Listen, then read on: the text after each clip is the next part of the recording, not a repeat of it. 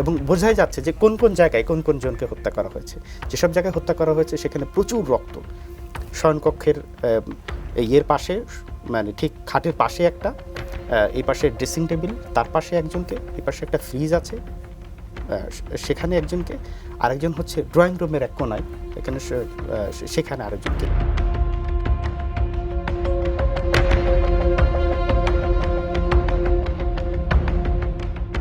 দর্শক, আপনারা দেখছেন আমাদের প্রতিদিনের নিয়মিত আয়োজন পিলখানার শোকগাথা অনুষ্ঠানটি। দর্শক, আপনারা জানেন যে গত 25শে ফেব্রুয়ারি বিডিআর সদর দপ্তরের ভেতরে কি নারকীয় হত্যাযজ্ঞই না ঘটে গেছে।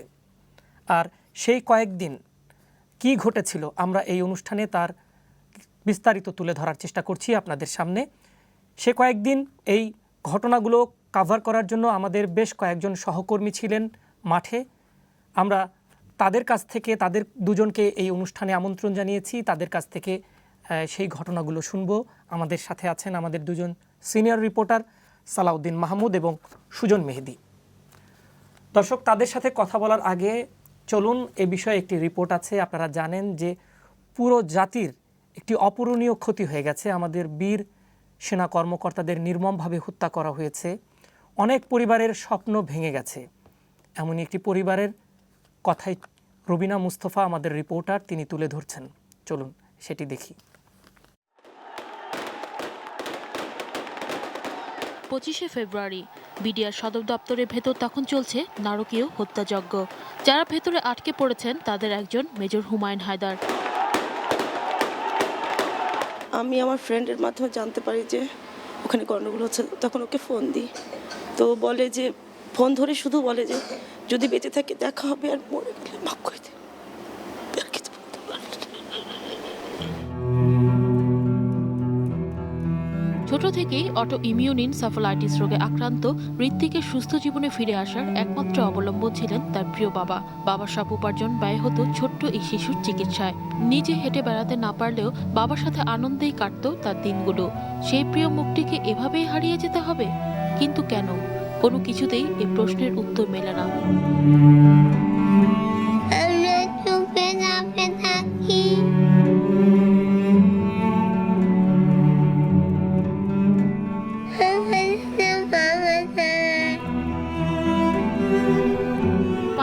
ফুটফুটে শিশু রূপন্তী, বাবা ডাক এখনো মুখে ফুটেনি তার।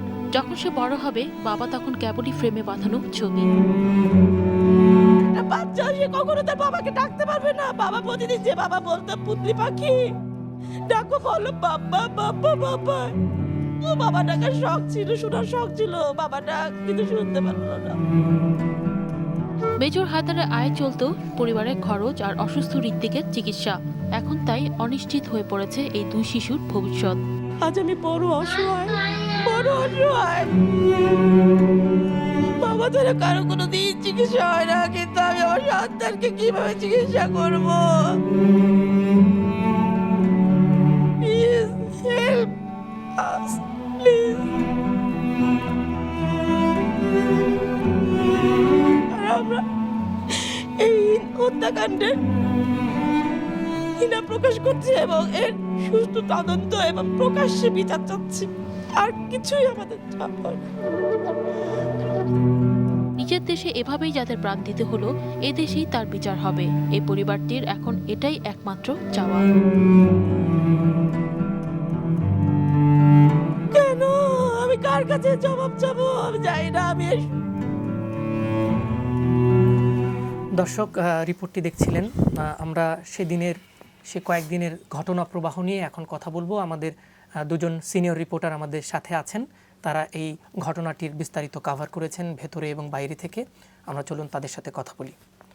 প্রথমে সুজন মেহেদি, আপনার কাছে আমি যেটি জানতে চাইবো যে 25 তারিখ সকালবেলা আমাদের কাছে, আমাদের অফিসে যখন এই খবরটি আসে, সংবাদটি, তখন যে কয়েকটি টিম সেই ঘটনাস্থলে গিয়েছিল তাদের মধ্যে আপনিও অন্যতম। তো আপনার সাথে আমাদের একজন সিনিয়র ক্যামেরাম্যানও ছিলেন। তো আপনি শুরু থেকে, মানে শুরুতে আপনি সেই ঘটনাস্থলে পৌঁছে কি দেখলেন এবং কোথায় আপনি অবস্থান নিয়েছিলেন? আচ্ছা, প্রথমে বলি যে আমি সেদিন আমার অন্য একটি অ্যাসাইনমেন্ট দেওয়া ছিল। তো আমি যখন অফিসে রওনা হই তখন অফিস থেকে আমাকে ফোন করা হয় যে এরকম একটি ঘটনা শোনা যাচ্ছে, তুমি বিডিআরের পিলখানার দিকে তুমি যাওয়ার চেষ্টা করো। তো আমি সেদিকে যাওয়ার চেষ্টা করলাম। তো আমি বাসে যাচ্ছিলাম, তো বাসটি ঘুরিয়ে দেওয়া হলো। পরে বাসটি চলে গেল হচ্ছে আপনার সায়েন্স ল্যাবরেটরি মোড়ের ওখান দিয়ে। তো আমি ওখানে নামলাম এবং এদিক অফিস থেকে ক্যামেরাম্যান পাঠিয়ে দেওয়ার কথা। তো ক্যামেরাম্যান আসতে দেরি হচ্ছিল। তো আমি দেখলাম যে শব্দ আসছে, কোথা থেকে শব্দ আসছে। সায়েন্স ল্যাবরেটরির ওখানে দেখলাম যে একটা মোটামুটি একটা 6তলা 4-5 তলা বিল্ডিং হবে। তো আমি ওইটার উপরে উঠলাম। ওখানে যাওয়ার পরে দেখি যে ধোঁয়া উঠছে, শুধু ধোঁয়া উঠছে এবং বারবার গুলির আওয়াজ পাওয়া যাচ্ছে, একাধারে গুলির আওয়াজ পাওয়া যাচ্ছে এবং লোকজন সব সেই ছাদের উপর দাঁড়িয়ে দেখছে। তো তখন আমার ক্যামেরাম্যান এসে পৌঁছায়নি। আমি ক্যামেরাম্যানের সাথে যোগাযোগ করছি যে কখন উনি এসে পৌঁছান।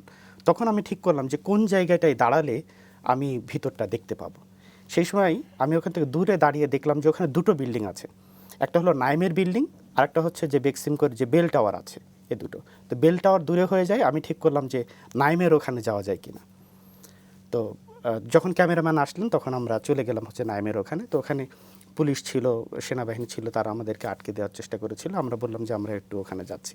তো অবশেষে সেখানে গেলাম। নতুন একটি বিল্ডিং হচ্ছে নাইমের 10তলা বিল্ডিং, তার ছাদ মানে কনস্ট্রাকশন কাজ চলছে, তার ছাদে উঠে গেলাম আমরা। লিফট নাই, আমরা দুজন উঠে গেলাম, আমি এবং আমার ক্যামেরাম্যান। মানে হাঁটতে পারছি না আর কি শেষ দিকে।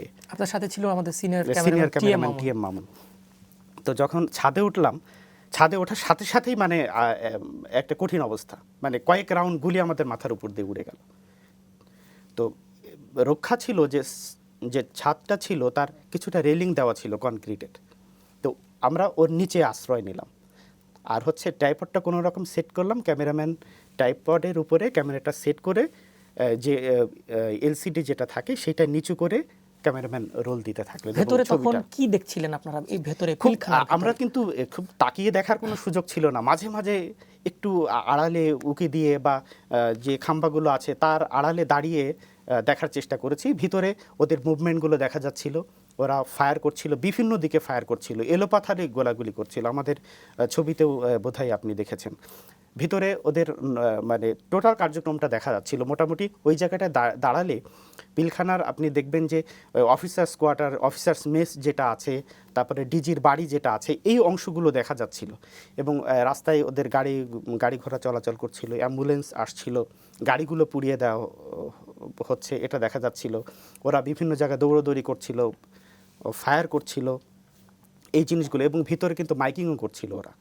এই জিনিসগুলো টোটাল কিন্তু আমরা নিউজে দেখিয়েছি, সেই শটগুলো। তো সালাউদ্দিন মাহমুদ, তখন আপনি বিডিআর এর যে মূল ফটক তার আশপাশেই ছিলেন এবং যখন একটি সমঝোতার প্রস্তাব নিয়ে একটি প্রতিনিধি দল সেখানে যাওয়ার চেষ্টা করছিলেন, তো এই মূল ফটককে ঘিরে তখন কি অবস্থা ছিল? আমি যখন পৌঁছাই তখন ওই যে আম্বালা সুইটস যে বিল্ডিংটা আছে ওর কাছাকাছি আমরা যেতে পারি না, থেকে দূরে ছিলাম। কিন্তু যখন সরকারের দুজন প্রতিনিধি আসলেন তখন তারা মাইকিং করা শুরু করলেন যে আসেন আপনারা আলোচনায় বসি, এবং তারা সাদা পতাকা উড়ালেন। এবং প্রায় 2 ঘন্টা এরকম মাইকিং করার পর এক পর্যায়ে ভেতর থেকে অ্যানাউন্সমেন্ট করা হয় মাইকে বিডিআরদের পক্ষ থেকে যে 2জন মিডিয়া পার্সন তারা চাচ্ছেন, ক্যামেরাম্যান এবং একজন সাংবাদিক। এবং তখন একটা ইনডিসিশন এদের মধ্যে আসলে ক্যামেরা পার্সন বা সাংবাদিক যাওয়া ঠিক হবে কিনা। পরে এখান থেকে আবার জানানো হলো যে না, সাংবাদিক যাবে না, সরকারি যে প্রতিনিধি দল এসেছে তাদের কেউ যাবে। তখন তারও প্রায় আধা ঘন্টা পর তারা সম্মত হয় যে সরকারি দল কেউ যাবেন। এবং তখন এখানে আমরা জানি সরকারি দলের 2জন প্রতিনিধি তারা সাদা পতাকা উড়িয়ে আস্তে আস্তে গেটের ধারে হেঁটে গেলেন। এবং যখন তারা হেঁটে গেলেন তখন মোটামুটি গোলাগুলি ওখান দিয়ে একটু বন্ধ। এবং এরই মধ্যে আমরা দেখতে পাই যে পাশে যে রাইফেল স্কোয়ার মার্কেটটা ছিল, মার্কেটে কিন্তু সকালে অনেকে আটকা পড়েছিলেন শপিং করতে এসে। ওই মুহূর্তে তারা বের হন। এবং আমরা জানি যে ওই রাইফেল স্কোয়ার ঠিক অপোজিট একটা লেক আছে, লেকের উল্টা দিকে খানিকটা জায়গা আছে, একটা পথ আছে। এবং ওখানে আমরা ওই গোলাগুলির মধ্যে দেখেছি যে 4-5 জন পড়ে আছে, মানে পড়ে যেতে আমরা দেখেছি। এবং কিন্তু প্রায় ঘন্টা দেড়েক তাদের কাছে যাওয়ার মতন কোনো অবস্থা কারো ছিল না। এবং যখনই সরকারের প্রতিনিধি 2জন গেটে গেলেন তখন যখন একটু সাদা পতাকা উড়িয়ে দুপক্ষ একটু আলোচনার প্রস্তুতি, তখন মানুষ দৌড়ে গেল ওখানে কী হয়েছে। এবং আমরা দেখতে পেলাম যেখানে একটি শিশু, একজন পথচারী এবং একজন রিকশাওয়ালা এবং একজন পুলিশ সদস্য তারা পড়ে আছেন, লুটিয়ে পড়ে আছেন। পরবর্তীতে হয়তো তারা নিহত হয়েছেন বলে আমরা জেনেছি।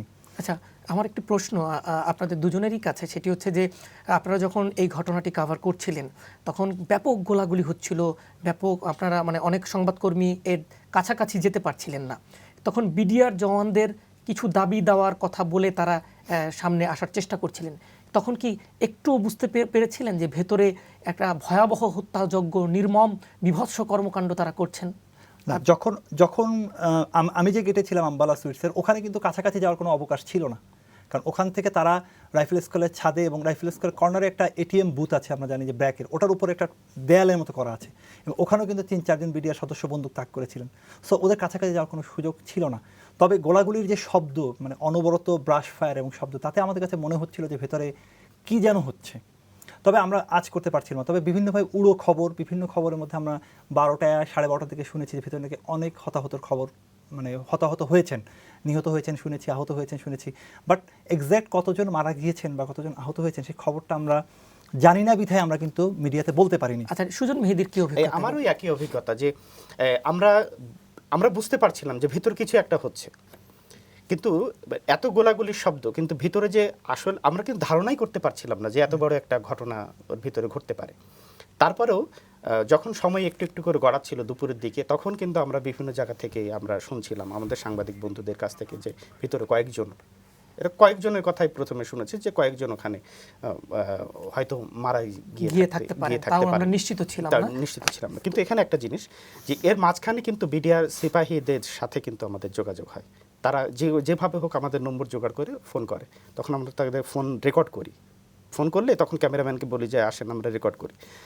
তখন আমি জিজ্ঞাসা করেছিলাম যে ওখানে কেউ হতাহত হয়েছে কিনা, তো বললো না, এ ধরনের কোনো ঘটনা ঘটে বলেই কিন্তু তারা লাইনটা কেটে দেয়। তো সালাউদ্দিন মাহমুদ, পরের দিন আমরা যেটি দেখেছি যে বিডিআর সদর দপ্তরের ভেতরে সাংবাদিকরা প্রবেশ করতে পেরেছিলেন। একটি পর্যায়ে সমঝোতার অংশ হিসেবে যখন সমঝোতা হয়ে গেল, তখন আপনি কিভাবে এটি ঘটলো, কিভাবে সম্ভব হলো এটি?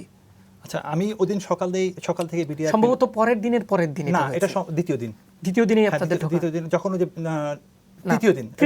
তৃতীয় দিন যখন সকালবেলা আমরা গেলাম, ওই যে ড্রেনের মধ্যে লাশ পাওয়া গেল, তারপরে আমি দেখছিলাম যে কোথার থেকে আমি ছবি পেতে পারি ভেতরে। আমরা শুনেছি যে ভেতরে গণকবর পাওয়া গিয়েছে। তখন আমরা বিভিন্ন ছাদে ওঠা শুরু করলাম। প্রথম 2টো ছাদে উঠলাম, তখন দেখলাম যে 2টো ছাদ থেকে আমরা দেখতে পাচ্ছি না। তখন দেখলাম দূরে একটি বাসার ছাদ থেকে মানুষজন কি যেন দেখছে। আমরা ধরে নিলাম যে ওই ছাদের উপর গেলে হয়তো আমরা লাশ দেখতে পাবো। তখন ওটা হেঁটে অনেক দূর গিয়ে আমরা সেই ছাদে উঠলাম, 8তলা বিল্ডিংয়ের ছাদ, এবং ওখানে গিয়ে আমরা দেখতে পেলাম যে হ্যাঁ, এখানে লাশ ওঠানো হচ্ছে, আমরা দূর থেকে দেখতে পেলাম বিভিন্নভাবে। এবং তখন অল্প সময়ের মধ্যে, আধা ঘন্টার মধ্যে পুরো ছাদ সাংবাদিক এবং বিশেষ করে ফটো সাংবাদিকে ভরে গেল। তখন একটা পর্যায়ে ওরাই আমাদেরকে আমন্ত্রণ জানালো গেটে। তখন আমরা গেটে গেলাম, গেটে গিয়ে ভিতরে যে সেই গণকবর এবং বিভৎস গণকবর, যেখান থেকে 37টা লাশ উদ্ধার হলো, আমরা ওটা দেখতে পেলাম। আচ্ছা, তখন এই যে লাশ যখন উঠাচ্ছে, তখন সেখানে কিন্তু বিভিন্ন জায়গায় গোলা বারুদ বিচ্ছিন্নভাবে ছড়িয়ে ছিটে ছিল। তো আপনার এই যে সেনাবাহিনীর দল বা ফায়ার ব্রিগেডের দল, তারা কিভাবে তাদের উদ্ধার তৎপরতা চালাচ্ছিলেন ভেতরে? আচ্ছা, ওই দিন কিন্তু গোলা বারুদের সন্ধান তেমন করা হয়নি। ওই দিন মূলত গণকবর থেকেই লাশ ওঠানো এবং শাকিল আহমেদের লাশ দিন পাওয়া যায়। গোলা বারুদের বিষয়টা তার পরের দিন মূলত কিন্তু শুরু হয়েছে। মানে কতজন মারা গেছেন এবং তাদের মৃতদেহ কোথায় আছে, মূলত সেটি সেদিন বের করা হচ্ছিল। মূলত সেদিন মূল বিষয়টা ছিল যে মৃতদেহগুলো কোথায় আছে, গণকবরগুলো কোথায় আছে, এগুলো খুঁজে বের করা। এবং ওই গণকবর খুঁজে বের করার পরেই কিন্তু তখন মানে যারা খোঁজাখুঁজি করছিলেন তারা হাত দিলেন হচ্ছে যে অস্ত্র বা হারিয়ে যাওয়া জিনিসপত্র কোথায় আছে। এবং আমরা জানি যে একটা জায়গা থেকে বিডিআরদের পরিত্যক্ত পোশাক এবং বুট পাওয়া যায়, এবং আমরা জানি যে ওইখান দিয়ে হয়তো অনেকেই পালিয়ে গিয়েছেন। যে জায়গাটা কিন্তু একটা দেয়ালের পাশে। আপনি তো গোটা 3 দিন সেখানে ছিলেন, আপনার কি চোখে পড়েছে যে কিভাবে পালিয়ে গেল? বা কারণ আমরা শুনতে পেরেছি যে ভেতর থেকে অনেক বিডিআর জওয়ান পালিয়ে গেছে, তো সাংবাদিকদের কারো চোখে টোকে পড়েছে এরকম কি আপনার? আমার যেটা আমার ধারণা সেটা হচ্ছে 1 নম্বর গেটের কাছে একটা জায়গা আছে যেখানে কিছু রাবিশ ফেলানো আছে, এবং দেয়ালটা কিন্তু খুব বড় না, 7 ফিট বা 8 ফিট হবে, কিন্তু রাবিশের কারণে সেটা 4 ফিটের মতো নেমে আসছে, এবং ওখানে কিন্তু কাটা তারও ছিল খুবই ভাঙাচোরা অবস্থায়। সো আমার ধারণা ওখান থেকে কিন্তু অনায়াসে যে কোনোদিন দেয়াল টপকায়নি সেও কিন্তু ওখানে পার হয়ে যেতে পারে। এবং আমরা জানি আশপাশটা কিন্তু অলি গলি সরু, এবং ওখানে ওপর দিয়ে যদি কেউ বন্দুক হাতে থাকে গোলাগুলি করে, ওই পাশে কিন্তু লোকজন থাকার কথা না। সো ওখান থেকে খুব সহজে কিন্তু পালিয়ে থাকা যায়। এবং এখান থেকে যে পালিয়ে গেছে তার একটা প্রমাণ এটা হতে পারে, ঠিক ওই জায়গাটায় কিন্তু আমরা প্রচুর পরিমাণ পরিত্যক্ত পোশাক, এমনকি আইডি কার্ডও আমরা পেয়েছি অনেক পড়ে আছে, এবং বেল্টেগুলোর কথা ওখানে কিন্তু পড়ে থাকতে আমরা দেখেছেন। সুজন মেহেদী, আপনি তো একই দিন প্রবেশ করেছিলেন ভিন্ন আরেকটি গেট দিয়ে, এবং আপনি বিডিআরের যিনি মহাপরিচালক মেজর জেনারেল শাকিল আহমেদ তার বাসভবন এবং তার অফিস কক্ষে গিয়েছিলেন, এবং আরও কয়েক জায়গায় আপনাদেরকে মানে দেখতে দেওয়ার সুযোগ দেওয়া হয়েছিল। তো কি দেখলেন সেখানে? যেদিন গণকবর প্রথম করা হয়, গণকবর থেকে লাশ উদ্ধার করা হয়, তার পরের দিন আমি গিয়েছিলাম ভিতরে, এবং ভিতরটা আমাদেরকে প্রথমে যে বিডিআর যে প্রশাসনিক ভবন সেটাতে নিয়ে যাওয়া হয় প্রথমে, তারপরে নিয়ে যাওয়া হয় মহাপরিচালকের বাসভবনে। তো একই অবস্থা, মানে ভেঙে চুরে সব তছনছ করা হয়েছে, যেটা এক কথায় বলা যায়। অফিস কক্ষর যে কটি কক্ষ ছিল সবগুলো কক্ষই ভেঙে ফেলা হয়েছে। ওখানকার রেকর্ড রুম সহ ওখানে বিভিন্ন সময় যে বিডিআর যে সিজ করেছে বিভিন্ন ধরনের মালামাল, সেগুলো পর্যন্ত ভেঙে চুরে তছনছ করে ছড়িয়ে ছিটিয়ে রাখা হয়েছে। ডিজি যে চেয়ারে বসতেন যে চেয়ারটি পুড়িয়ে দেওয়া হয়েছে, মানে একটা ম্যাসাকার অবস্থা পুরোটাই। এরপরে যখন, তো এটা একরকম গেল, তো সেখানে কোনো রক্তের কোনো চিহ্ন নাই, সেখানে শুধু বুলেটের দাগ, চারিদিকে শুধু বুলেটের দাগ, সব ঝাঁঝরা করে দেওয়া হয়েছে। তো বাসায় যে আমরা এটা দেখবো আমরা কল্পনাও করিনি। বাসা আমাদেরকে আসলে সেনা কর্মকর্তা যারা আছেন তারা কোনো ধারণাও দেন নাই আমাদেরকে যে ভিতরে কি হতে পারে। আমাদেরকে যখন বাসায় নিয়ে গেল, আমরা বাসার ভিতরে ঢুকতেই দেখলাম যে গুলির চিহ্ন এবং কাঁচটা সব ভেঙে পড়ে আছে। যেই আমরা সিঁড়ির গোড়ায় দাঁড়ালাম তখন দেখি যে একদম রক্তের ধারা নেমে গেছে, কাউকে টেনে হেসে নামানো হয়েছে। তারপর আস্তে আস্তে আমরা একটু কাজগুলো করে আমরা দোতলায় উঠতে লাগলাম। দোতলায় উঠে যে কয়টি কক্ষ আছে, শয়ন কক্ষ সহ দোতলায় যে ড্রয়িং রুম আছে, সব জায়গায় হচ্ছে আপনার রক্ত। মানে বোঝাই যায় যে এক এক জায়গায় এক একজনকে হত্যা করা। ওখানে ওই বাসায় কিন্তু 4 জনকে হত্যা করা হয়েছে, এবং বোঝাই যাচ্ছে যে কোন কোন জায়গায় কোন কোন জনকে হত্যা করা হয়েছে। যেসব জায়গায় হত্যা করা হয়েছে সেখানে প্রচুর রক্ত।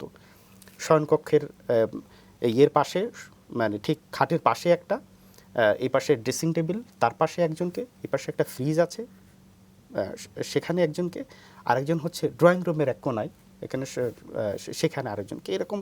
আর 4 জনকে হত্যা করার কারণে পুরো বাড়িটাই মনে হচ্ছে রক্তে ভেসে আছে, এবং পুরো পিলখানাই তো আসলে এক প্রকার মৃত্যুপুরীতে পরিণত হয়েছে, তাই না?